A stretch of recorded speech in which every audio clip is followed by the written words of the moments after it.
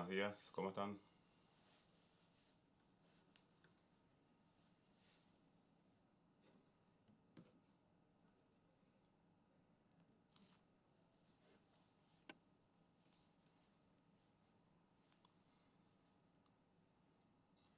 Buenos días. ¿Me confirman si me escuchan, por favor? Buen día, profe. Sí, le escucho muy bien, por lo menos yo le escucho bien. Muy bien, muchas gracias. Bien, hoy estamos en la última clase, la clase número 4 de epistemología. Y después viene la prueba final, la evaluación final, que será el 6 de abril, considerando la Semana Santa que tenemos, esto que se aproxima ahora, que mañana se inicia. Entonces nosotros por religiosidad o por tradición también se consideran fechas importantes para la familia, entonces se da esa pausa para retomar ya en la semana siguiente que será abril. Entonces para dar continuidad también a nuestro proceso, el- lo hacemos desde un perfil así histórico, la epistemología también como para entender eh, o hacer ciertas aproximaciones a lo que debe ser. Si bien ustedes no van a ser, como les había dicho, especialistas en epistemología, lo importante es entender que eh, esta disciplina puede ser bastante útil en el momento de plantear problemas de investigación. ¿Por qué? Porque me enseña a cuestionar y a plantear conocimiento que tenga carácter seguro. Bien, antes de iniciar, a mí me gustaría saber si ustedes tienen alguna consulta de temas anteriores o como esto también, que yo le voy a explicar todo cómo hacer esta unidad 4 y la prueba de cierre. Además la grabación también que va a estar disponible. Y la consulta que se puede hacer también por otros medios en caso que ustedes necesiten.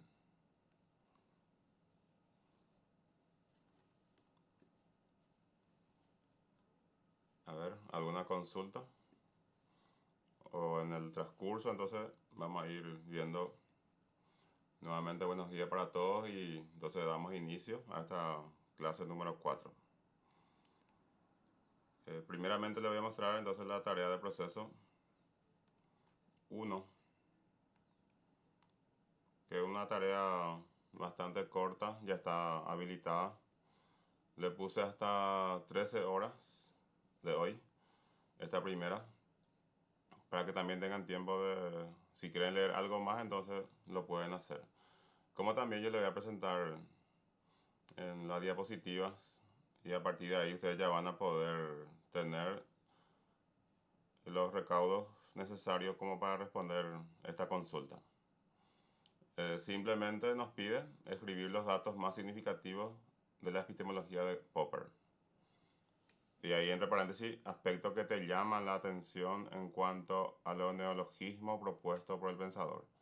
O sea, va a usar términos así como falsacionismo, por ejemplo. Entonces, eso si a usted le llama la atención, van a referirse uno, dos, tres términos que también tienen que ver con los criterios a considerar. Primero, utilización de conceptos mencionados por el autor, así por lo menos dos, tres conceptos. Elaboración propia, en caso de utilizar ideas de otros autores, señalar. No, no hay ningún pecado usar la idea de otro autor. De hecho que es una situación saludable también porque se nota que uno leyó y utiliza como respaldo la confianza también que pueda generar el autor cuando uno lee, teniendo en cuenta que hay un sinfín de documentos que uno puede también leer. No son lo único que, ni la mínima parte de lo que yo le propongo, sino simplemente para que haya una orientación. Y el punto C, redacción en la que se aplica la síntesis. Sea breve, yo le puse máximo 300 palabras, van a responder en línea, y el texto seguido. No hace falta que hagan así como oración. Pueden hacer en párrafo, no hace falta que lleguen a 300 precisamente, sino si ustedes notan que ya cumplen con el trabajo, 100 palabras, 150 palabras, suficiente. Entonces este está habilitado ya y se cierra 13 horas. Ahí están 4 horas 56 minutos a partir de acá. ¿Alguna pregunta sobre esto?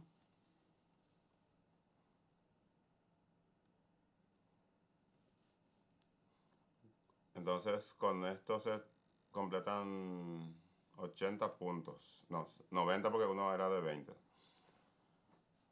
Son 8 tareas de proceso. Y más la prueba final que va a ser el 6. Ojalá que todos estén en condiciones entonces para el 6. Y ya califican en esta asignatura y avanzamos ya hacia la siguiente asignatura. O sea, ustedes avanzan.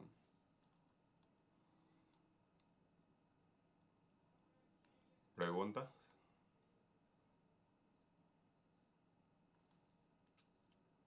Bueno, entonces se asume que se comprendió. La tarea 2 de proceso vence el 3 de abril recién, después de Semana Santa, para que puedan también ustedes dedicarse a lo que planificaron en esta semana. Entonces también vamos a darle ese espacio temporal. Lo mismo también, lo único que cambia acá es el autor. Acá vamos a hablar de Thomas Kuhn. Lo mismo pide aspectos que te llaman la atención en cuanto a la propuesta por el pensador. O sea que la propuesta que... Acá falta algo, pero creo que se entiende, ¿verdad? Los criterios, utilización de conceptos capitales mencionados por el autor. Por ejemplo, él va a introducir con un nuevo concepto o definición la palabra paradigma. Entonces, necesariamente paradigma tiene que estar en el escrito. Los pasos o un poco la evolución también de la ciencia o el conocimiento en sí para convertirse en ciencia. La palabra ciencia normal, revolución científica, crisis. Esos conceptos ustedes eligen entonces para su empleo dentro de la redacción que van a tener. Elaboración propia, lo mismo también en caso de utilizar ideas de otros autores, señalar. Y la redacción en la que se aplica la síntesis. Ambas tareas son así muy breves. Es una especie de control de lectura que ustedes tendrán. Y si lo quieren terminar ya antes de Semana Santa y después tranquilizarse para la prueba final, tampoco hay inconveniente porque también la tarea ya está habilitada.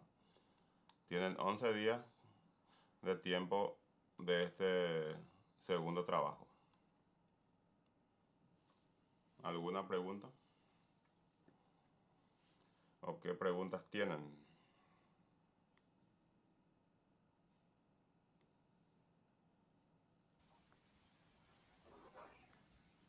Todo está muy claro, profe. Considero que por eso los compañeros no preguntan, ¿verdad? Está muy bien.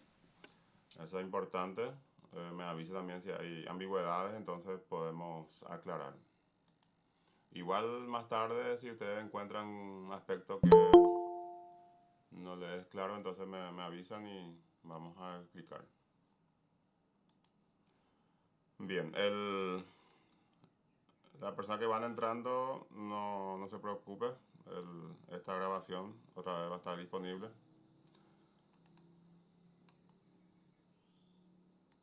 Evaluación final. Este se viene entonces para el 6 de abril. Va a estar habilitado de 8 a 12 el examen. Van a disponer de 90 minutos. O sea que usted tiene tiempo hasta las 11 para entrar, para que le dé ese tiempo de una hora para terminar. Pueden entrar a las 8, las 9. Siempre va a ser el mismo tiempo. O sea que en realidad tiene que ser 10 y media para los que quieran terminar a las 12. 10 y media. Porque una hora y media. Y un intento. y alguna sugerencia que yo le pongo para que también tengan pista. Sugerencia de lectura para la prueba de cierre. Material 1. Acá también ya indica, este es un enlace. Y este es el material 1 que está acá abajo. Y material 2. Página 66 al 76. Este es el material 2. Así bien delimitado ya entonces para que ustedes puedan solamente fijarse en lo que podría ser de utilidad en la prueba. Entonces hay suficiente tiempo para revisar estos materiales y ustedes fijan.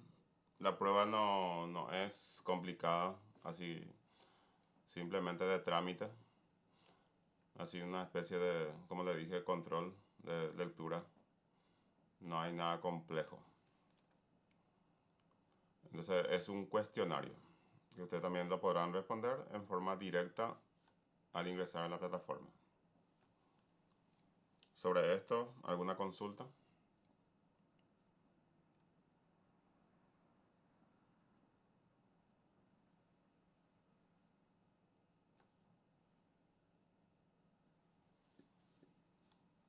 Profe, una pregunta. Al decir material 2, ¿se referiría a la unidad 2 en específico? No, acá está el material para la prueba de cierre. Y este material 1, unidad 2 y 3 dice. Entonces en este ustedes van a entrar para encontrar los contenidos. Y material 2, el que está abajo. Fundamento epistemológico, que es el material 2. Ah, ahora sí, profe. Muchas gracias. Página 66 al 76 va a ser este, porque este es un documento que tiene muchas páginas.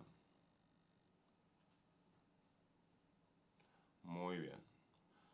Entonces ya tenemos acá la tarea 4.1, 4.2 y el cuestionario que significa la prueba de cierre. Así como le indiqué, entonces ojalá que todos puedan ya completar este periodo, esta asignatura y ya pasar a la siguiente que ustedes ya tienen también en su cronograma.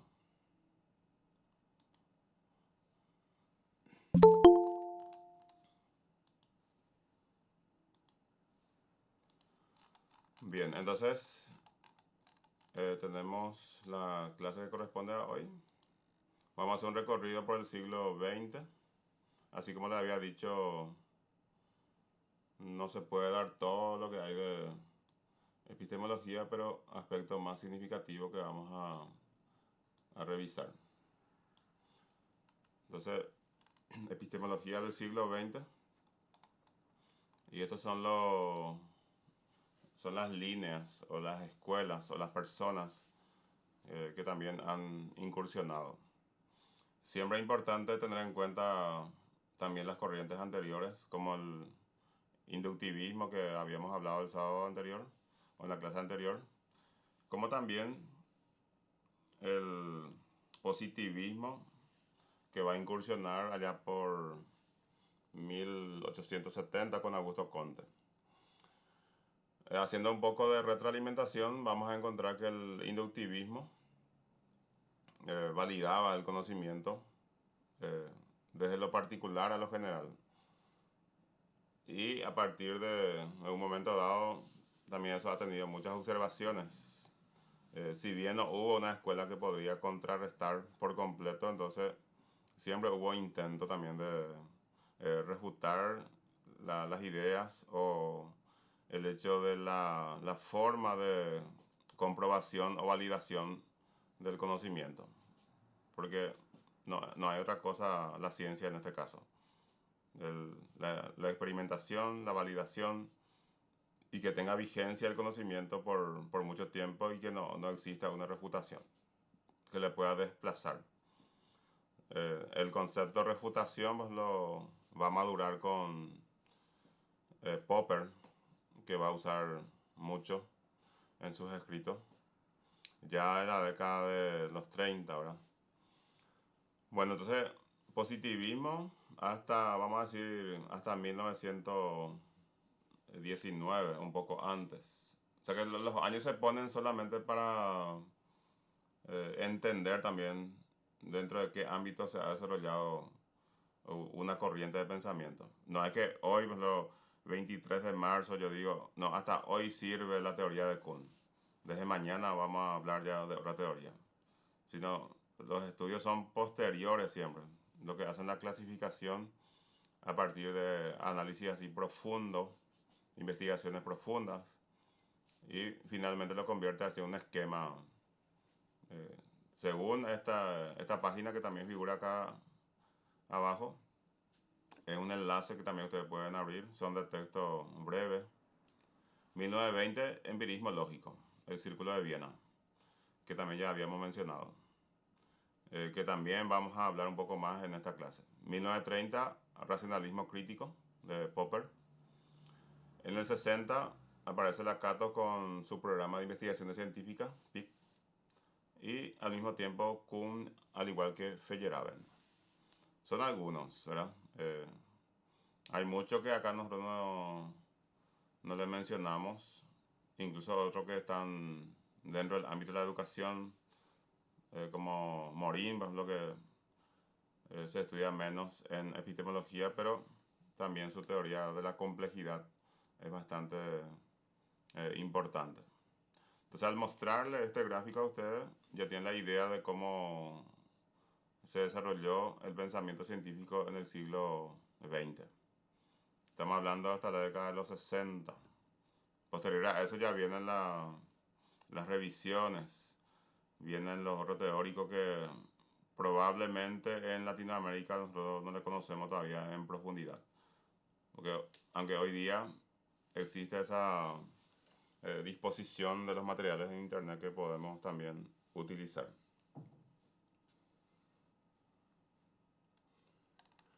Bien, entonces el principio del siglo XX, bajo dominio todavía del positivismo, pero aparecen las escuelas, diferentes escuelas que empiezan a establecer los vínculos, la comunicación y la revisión de todo lo que se tiene hasta ese momento. Sabemos que la realidad no cambia en ningún sentido, pero la forma de ver, la forma de percibir es lo que cambia.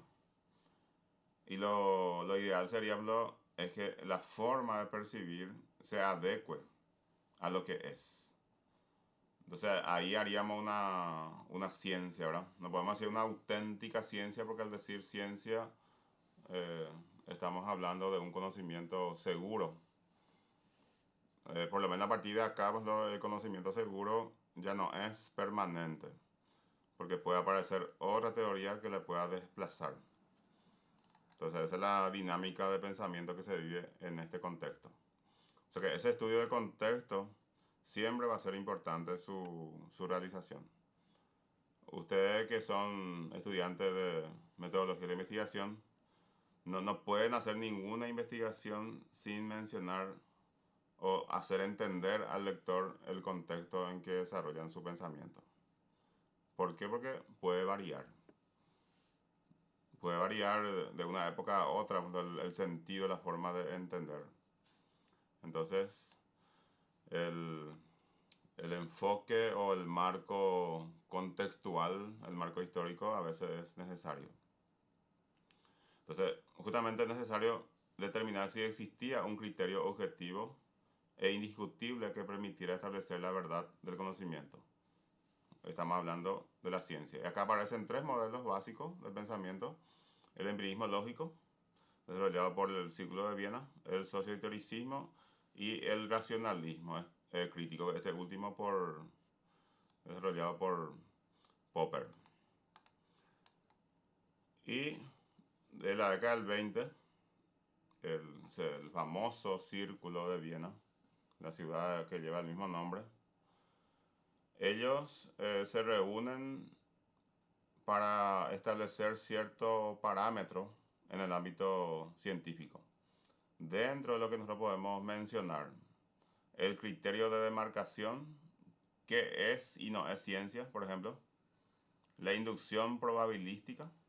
Recuerden ustedes el inductivismo y el probabilismo, ¿verdad? O la teoría de la probabilidad. O sea que con la inducción quizás yo no encuentre, según ellos, ¿verdad? Una verdad, pero en la medida también que se investiga, se aproxima. Entonces es probable. Y en la medida que se avanza, es mucho más probable. Y aplican todavía, Círculo de Viena todavía aplica el inductivismo. Lenguaje lógico, porque parten de premisa para llegar a una conclusión. Tanto la teoría inductivista como la teoría deductiva, entonces utiliza lenguaje lógico. Y la unificación de la ciencia, que fue el ideal, como un sueño de este Círculo de Viena, que vamos a ver en un texto, ¿verdad? Que el gran proyecto del Círculo de Viena fue la elaboración de la Enciclopedia para la Ciencia Unificada, en el que la reducción de una ciencia a otra era el objetivo fundamental.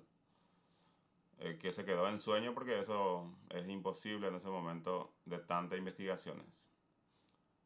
Es una réplica un poco lo que intentaron hacer los pensadores del siglo XVIII, el famoso enciclopedismo o la teoría de la ilustración. Entonces, la enciclopedia, más allá de lo físico, también puede representar una metáfora de un conocimiento unificado. ¿Quién no querría, por ejemplo, tener ese conocimiento unificado? Hoy día hay ciertos sectores que confían demasiado en la IA, la inteligencia artificial. Sin embargo, hay otra postura que dicen lo contrario, el, que es una especie de plagio, ¿verdad? Que el investigador que no hace mucho esfuerzo, sino utiliza la idea de otros y sin mucha lectura entrega al otro que tampoco lee, entonces así va corriendo. Si vamos a ver lo que son investigaciones auténticas, entonces nuevamente tenemos que entrar en el plano de la epistemología. Bueno, si ustedes algún comentario tienen o alguna consulta, entonces me avisan. Más o menos se entiende lo que es el panorama del siglo XX, las escuelas, los problemas que vamos a encontrar y también uno entra en el mundo particular, va a encontrar situaciones que le va a permitir también saber, pero sin fanatizarse, porque yo puedo leer Círculo de Viena, me gusta mucho, pero después le leo a Popper y eh, me confunde ya porque son teorías en su mayoría críticas, ¿verdad? Justamente Popper nace en el año 1902 en Londres y vive hasta el año 1994. Fue un sociólogo, o sea, filósofo, sociólogo y teórico de la ciencia, nacido en Austria y posteriormente se hizo ciudadano británico. Y en esto consiste los pasos, ¿verdad? Que él plantea. Rechaza los métodos científicos asociados a la inducción. Lo que le decía que hasta el Círculo de Viena se venía desarrollando. Dice repetitiva por enumeración y por eliminación. Y cita así serie de pasos que yo le voy a compartir.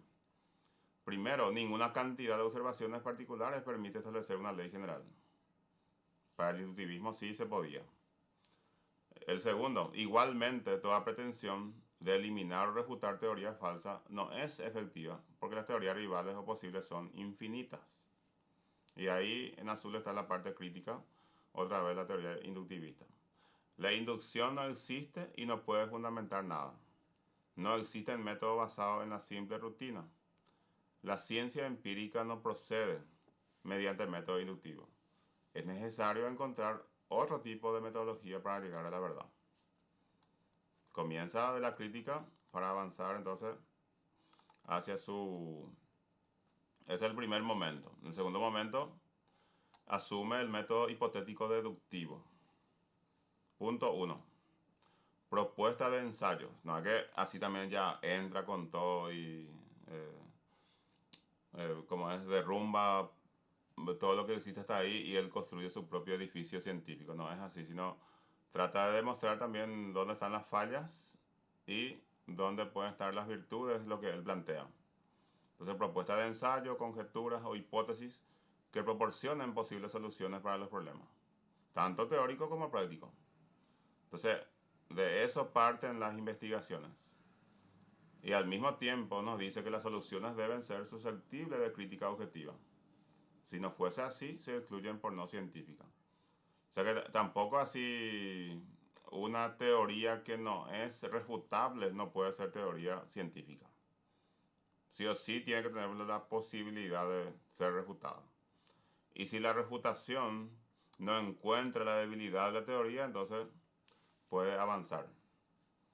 Y si encuentra su debilidad, se va a buscar cambiar o se va a buscar desplazar. O automáticamente ocurre eso. El punto 2.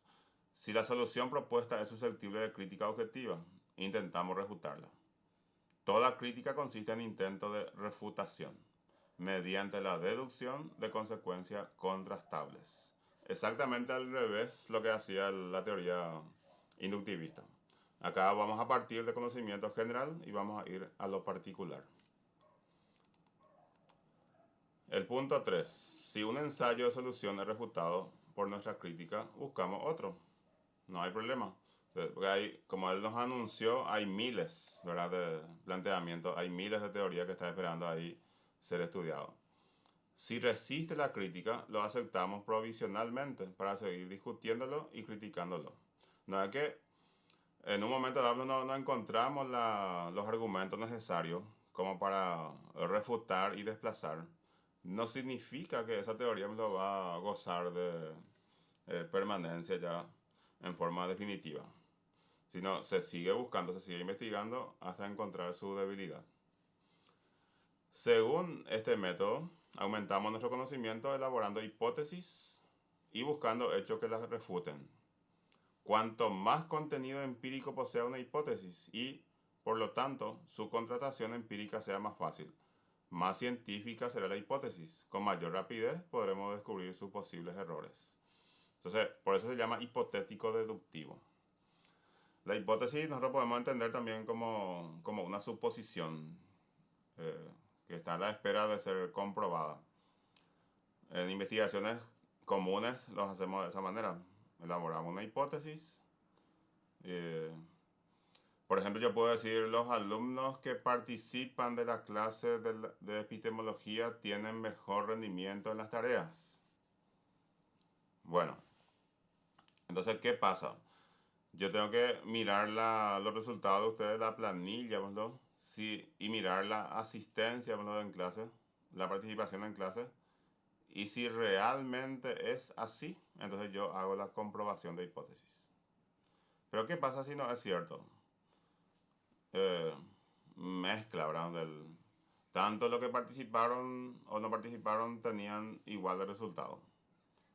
O al revés, también puede ser. Los que participaban en clase tenían menor rendimiento que los que no participaban. Simplemente me refiero al ejemplo para que ustedes también puedan entender en qué consiste la intención de este autor, la hipótesis. O sea, si yo me apuro voy a decir, todos los que participan en clase de epistemología tienen mejores resultados en sus calificaciones. Pero yo tengo que plantear eso como hipótesis, no como una garantía ya de una lógica sostenida que puedo pretender que no sea discutible, ¿verdad? Entonces, en eso consiste así en términos sencillos. A ver, Una consulta, profesor. sí, adelante.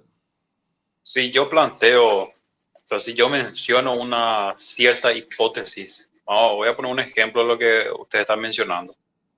Al terminar esa hipótesis, ¿es necesario o no agregar un pequeño párrafo de un actor del que va resumiendo, diciendo lo que se refiere a una hipótesis para fundamentar lo que yo estoy mencionando? Porque yo estoy diciendo una hipótesis, pero me tengo que sustentar o aferrarme de un actor de lo que es una hipótesis así bien fundamentada. En ese caso, por ejemplo, ya ustedes como elaboradores, vamos a suponer, de un trabajo de investigación, artículo científico o tesina, tesis, ya se asume que la definición va a ser orientada hacia una suposición. Entonces, todo entiende del mismo modo. Ahora, si yo me quiero referir, por ejemplo, a un trabajo epistemológico y que tengan los pasos que nos plantea Popper, en esos casos sí es necesario poner la figura del autor. Ah, ya, excelente, gracias. Porque si van a cumplir con el proceso de, así metodología de la investigación, entonces así no, ya no es necesario. Digno, interesante la pregunta, también porque ustedes hacia ahí se van. La idea justamente es esa de ya contar con esa garantía en lo que ustedes pueden poner en su trabajo de investigación. Porque así también van a encontrar profesores de metodología de investigación de diferentes escuelas, ¿verdad? Que uno quiere así, otro quiere así, pero lo que coincidimos siempre es que buscamos demostrar una situación que lo planteamos al inicio de la investigación. En eso no van a, de eso no hay escape, ¿verdad? Siempre va a tener esa orientación. Siguiendo entonces con el racionalismo crítico, en el punto 6, así la ciencia no progresa por acumulación o adición de conocimiento.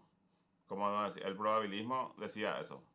Entonces él busca refutar todas las ideas del inductivismo, probabilismo o la teoría de la probabilidad que planteaba hasta el círculo de Viena, sino por eliminación y destrucción. O sea que lo que nos sirven se van destruyendo. Las teorías eliminadas mediante refutaciones son sustituidas por otras, es lo que ya dijimos. Siempre que dispongamos de otra teoría para sustituirla. Y una vez sustituida, la primera teoría queda rechazada. Cuando no hay todavía, ustedes se pueden preguntar, entonces, permanece hasta que se encuentre. Porque yo pues no puedo decir, este no sirve. Pero si yo no tengo la alternativa para reemplazar, no vale. Eh, Eso incluso se da en nuestra opinión así dentro de la clase. Yo puedo, no estoy de acuerdo con lo que dice el compañero, por ejemplo, puedo decir. Pero si yo no tengo una idea que pueda reemplazar, entonces no sirve. O sea, yo tengo que ser crítico, pero también tengo que presentar la alternativa. No solamente soy un cuestionador, pero no planteo la alternativa de solución. Y eso va para la vida cotidiana. A veces vemos todo en forma negativa cuando me preguntan, ¿y cómo supone que debe ser? Entonces yo tengo que ahí poner la idea que... O sea, primero yo tengo que saber por qué yo estoy cuestionando la idea del otro. Eh, Se puede suponer que yo tengo una idea mejor, pero no tiene que tener un carácter subjetivo, tiene que ser aprobado por, en ese caso, la comunidad científica. Entonces, aunque Popper asume el método hipotético deductivo, no es el único. Lo original en su epistemología es proponer el falsacionismo como criterio de verificación y validez de una teoría y de demarcación entre ciencia y pseudociencia, que también estaba muy en auge. ¿Y qué es el falsacionismo? Sostiene que para contrastar una teoría es necesario intentar refutarla mediante un contraejemplo. ¿Por qué? Pues porque la única forma de corroborar la validez provisional de una teoría es cuando no es posible refutarla. O sea que todas las teorías son refutables.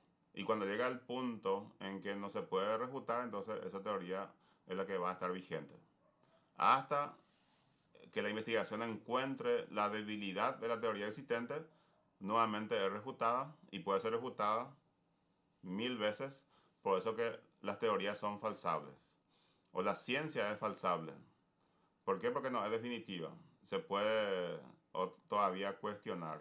Así como dice, con un contraejemplo.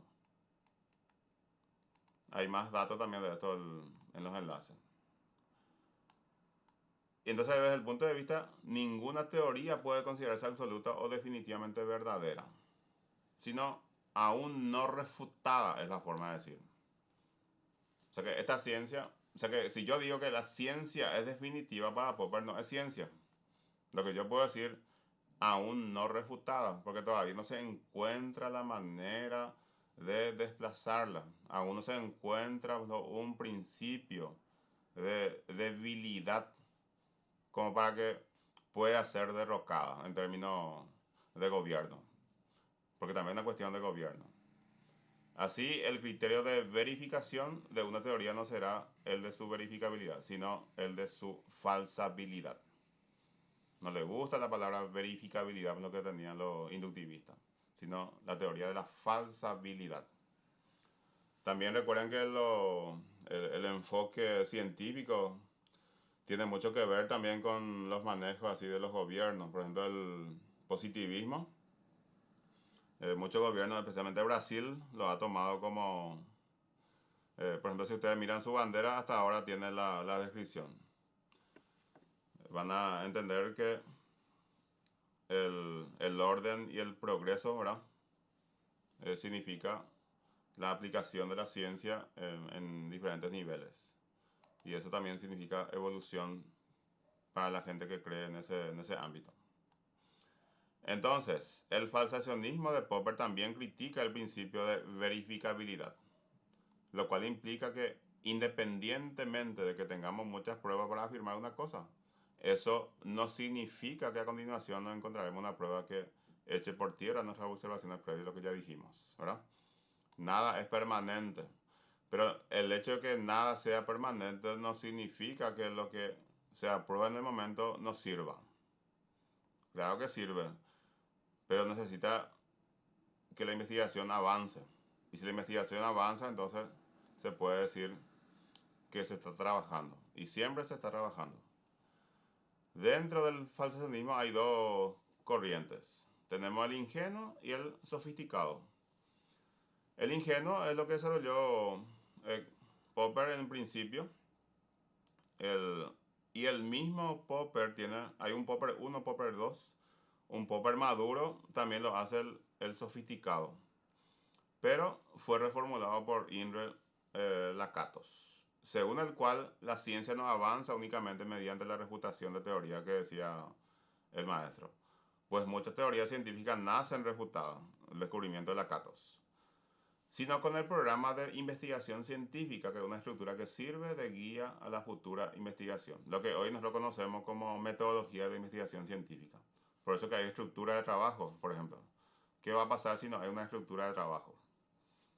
Cualquiera, o sea, nosotros vamos a hacer como queremos y el otro que califica también tiene su método, entonces cómo vamos a entendernos. Para pensar, no es para responder esto como tarea, sino de qué manera podemos aplicar el falsacionismo en la educación y en la vida cotidiana. No hay que ser desconfiado, sino simplemente que hay una posibilidad de ser refutada la idea que se plantea. En todo momento. Esa es la idea que nos deja el falsacionismo. ¿Alguna situación que ustedes quieran comentar hasta acá?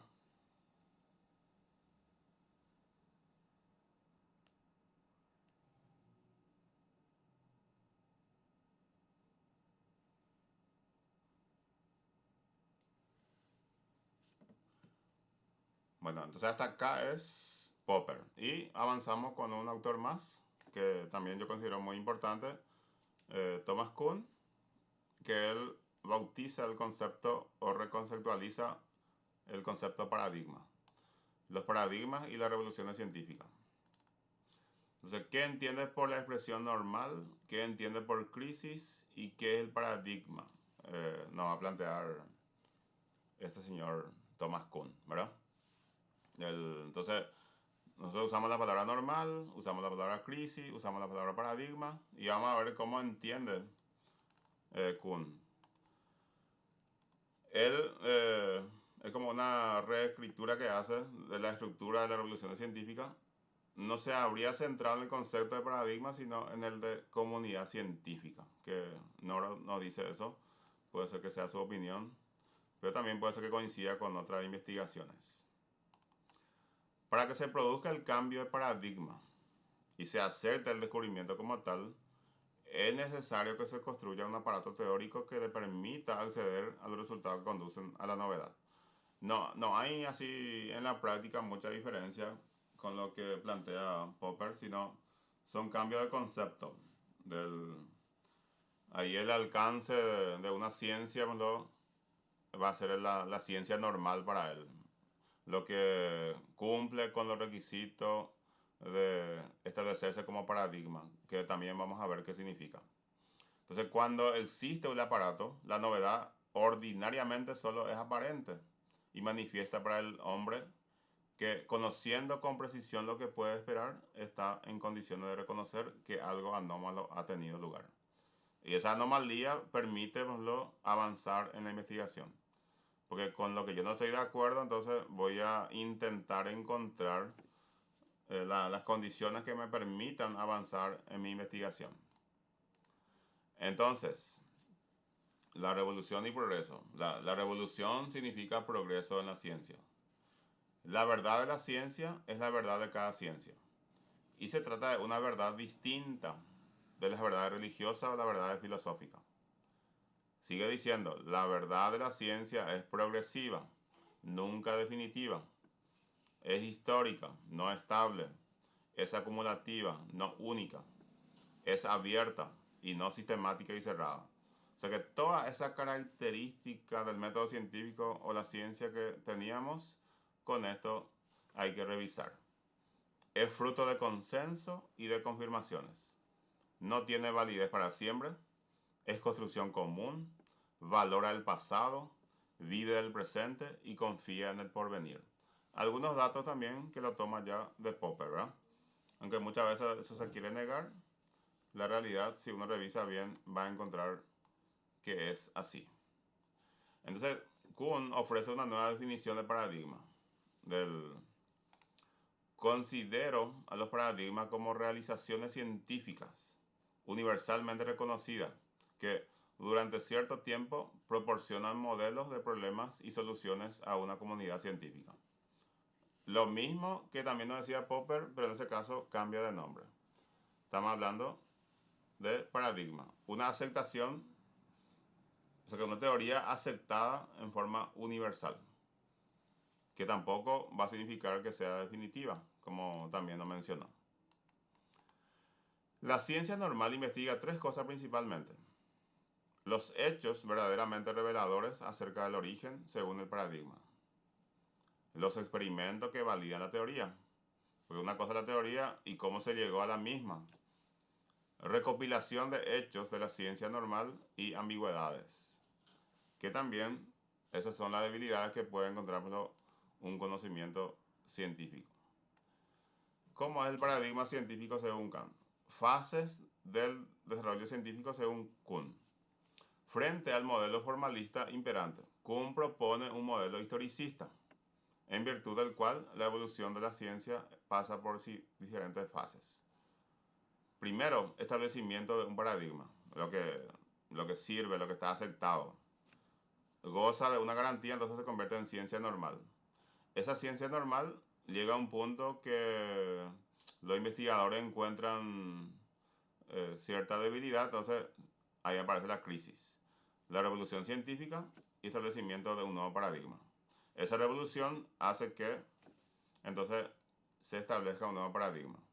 Y va a ser el ciclo de Kuhn así. Podemos comenzar de acá, cambio de paradigma, ciencia normal, normalización, aparecen las anomalías, las enfermedades de la ciencia. O sea que se encontró que no había sido que tiene este elemento que le debilita. Crisis del modelo, cuando se confirma la anomalía, porque uno puede decir, esta teoría no sirve, pero yo tengo que demostrar eso. Entonces, ahí sí cuando se demuestra tenemos lo que se llama crisis de modelo. Se produce la revolución de la ciencia, entonces se cambia de paradigma.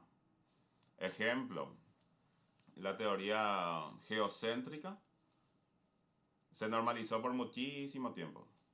Pero cuando los investigadores aparecen desde el siglo, ya de manera pronunciada, siglo XIV, siglo XV, siglo XVI, entonces ahí se produce lo que se llama la anomalía. Se demuestra que la anomalía corresponde entonces la crisis universal. Eso produce una revolución, por eso se llama revolución copernicana, pues, ¿no? Y se cambia ya de paradigma. La teoría deja de ser geocéntrica, se convierte en teoría heliocéntrica. Ahora, para Kuhn la ciencia es el resultado de un conjunto de acontecimientos que han tenido lugar a lo largo de la historia. Por eso tiene un enfoque historicista. Tanto si han sido acertados como si no, cada uno de los métodos de la teoría científica han contribuido a levantar el edificio del saber. Todos los científicos apuntan a lo mismo. Todos los científicos apuntan a demostrar o a validar su conocimiento como algo auténtico en ese momento y que le gustaría que no sea refutada, pero finalmente si no ocurre eso, entonces es como que vamos a estar condenados a una quietud en cuanto al conocimiento. Una revolución científica consiste en la sustitución de un paradigma antiguo por uno nuevo, el ejemplo que le di recién, e incompatible con él, debido a que el que existía ya no funciona. Claro ejemplo entonces de geocentrismo y heliocentrismo. Como el paradigma científico, una ilustración también que es lo que ya dijimos. Fase 1, precientífica, aceptación de un paradigma. Fase 2, ciencia normal, aparición de anomalía, nuevo paradigma. Fase 3, que también nos conduce nuevamente a esto. O sea que siempre va a ser en forma circular. Esto viene hacia abajo, hacia abajo, hacia abajo, hasta ahí. Y la fase 3 le lleva otra vez a la fase 1. Entonces, ¿cómo es el paradigma científico? La nueva ciencia de Kuhn, la historia normal o la ciencia normal, dice Kuhn, no es más que una acumulación de datos y este constituye el principal error y provoca una imagen desvirtualizada de la misma. Si se considera la historia como algo más que un depósito de anécdotas o cronología, puede producir una transformación decisiva de la imagen que tenemos actualmente de la ciencia. ¿Por qué? Porque va un desfase así de todo lo que acontece y la forma que hemos iniciado esta clase de entender la realidad. La realidad no va a variar. Ahora, los descubrimientos, las investigaciones que se van profundizando, lo que puede variar. Y es lo que cambia el panorama. Entonces, todas las teorías científicas, aun las que han quedado obsoletas, han sido de una lógica aplastante en su momento, categórico, por eso fue aceptado. Y han colaborado al avance en el terreno científico. Si, si se entendía en forma equivocada, igual al mismo tiempo, aunque no se haya publicado, hubo personas que estaban haciendo investigaciones como para contrarrestar. A veces no hubo posibilidad no hubo una publicidad, no hubo una propaganda, porque hay también muchísimos científicos que se han quedado sin poder publicar por cuestiones políticas, por cuestiones así vamos a decir, de presupuesto, y cuyas ideas también en muchos casos han tomado por otras personas que sí han tenido la condición como para la publicación. Y la historia de la ciencia no es una recopilación de datos, sino cambio de paradigma a lo largo del tiempo. Este cambio de paradigma también provoca revoluciones históricas. De todos estos conceptos que están relacionados que tenemos acá. Y nos dice el modelo de desarrollo científico de Kuhn, entonces, ciencia inmadura.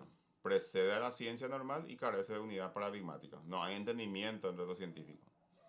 Ciencia normal investiga teorías antiguas y reconocidas por la comunidad científica para fundamentar la práctica. Ahí hay acuerdo, hay consenso, como nos decía. Crisis científica, resultado de las irregularidades del modelo científico de la ciencia normal. Lo mismo que han aprobado para que esto sea una ciencia normal, pueden encontrar la fisura como para pensar que esta teoría, por ejemplo, ya no tiene vigencia. Aparece la revolución científica, provocada por un nuevo paradigma que viene a sustituir al anterior, debido a que ya no funciona. Es hora de explorar nuevas teorías. Y ciencia extraordinaria empieza a partir de las anomalías surgidas del actual paradigma, lo que provoca una crisis y el desarrollo de nuevos paradigmas, que más tarde la comunidad científica reducirá por consenso a uno solo, que supone el inicio de la ciencia normal y una nueva repetición de ciclo, así como habíamos anunciado. Todo es por ciclo, se puede pensar que es circular. Y para pensar, ¿qué orientaciones nos puede dar el paradigma, según ustedes?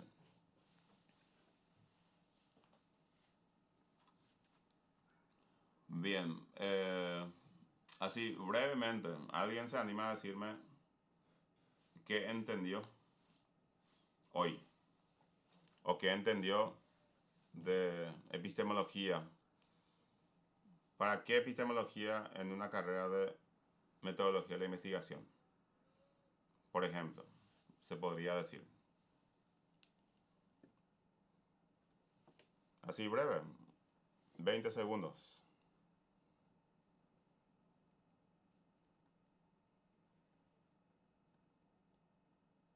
Si no, comenzamos todo el sábado siguiente, unidad 1, unidad 2, unidad 3, unidad 4.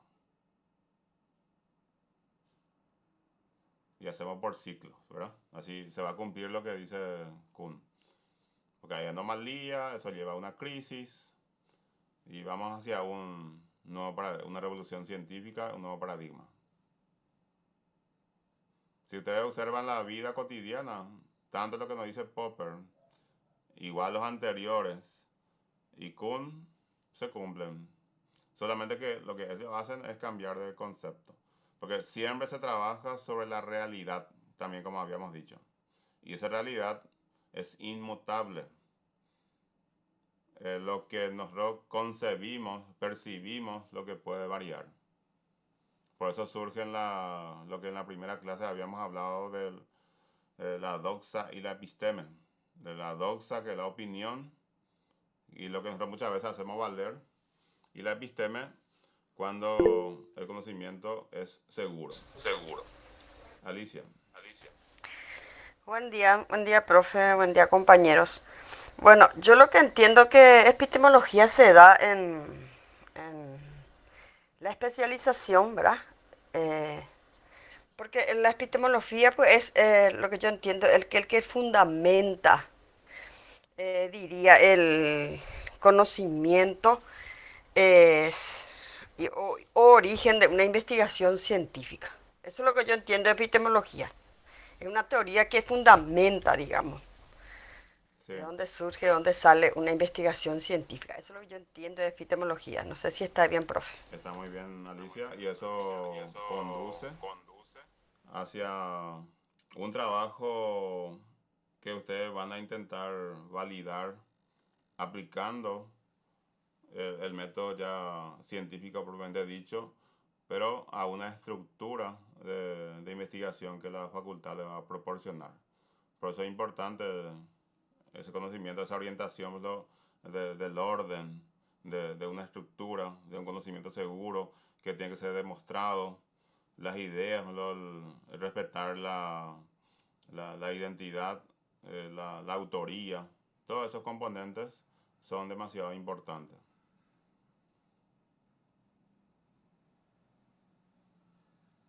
Y de mi parte, siempre espero que la asignatura o el módulo haya sido de utilidad para ustedes en lo que se viene. A ver, Rubén Ávila nos dice, yo creo que sirve para demostrar que no existe un paradigma único, que puede ir variando, depende de cómo se demuestre y se compruebe las nuevas opiniones. Exactamente, puede surgir como una opinión, pero esa opinión se valida cuando hay un consenso, hay una teoría consistente que se pueda demostrar, pero finalmente vamos a decir otra vez que no es permanente.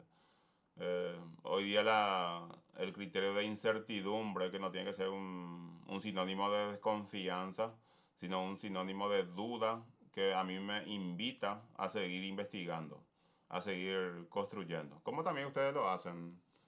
Ya tienen una carrera, pero siguen buscando otras porque esto hay que complementar. La educación nunca termina. La educación va hasta donde uno cree que yo puedo ser formado. Y esa es la consigna de cualquier curso, también sea corto o prolongado, que ustedes toman. Está bien, entonces yo le agradezco en esas 4 clases que hemos tenido. Y así como le dije, espero haber aportado algo en su forma de pensar, en su teoría, que ustedes lo puedan aplicar a lo largo de su carrera y también la profesión cuando ya se desempeñen como especialistas en investigación, que tenemos muy poco en Paraguay. Y un gran acierto que están haciendo en apostar también por una carrera de esta naturaleza. De mi parte, muchísimas gracias a todos y cualquier consulta, ustedes ya saben, también tenemos los medios disponibles para hacerlo. Que pasen una excelente Semana Santa también, que un poco de descanso y reflexión. Excelente, gracias, profesor. Excelente la explicación completa. Muchas gracias, profe. Gracias a todos. Y que estén Muchas bien. gracias, profesor. Muchas gracias. Hasta pronto. Hasta pronto, profe. Muchas gracias por todo.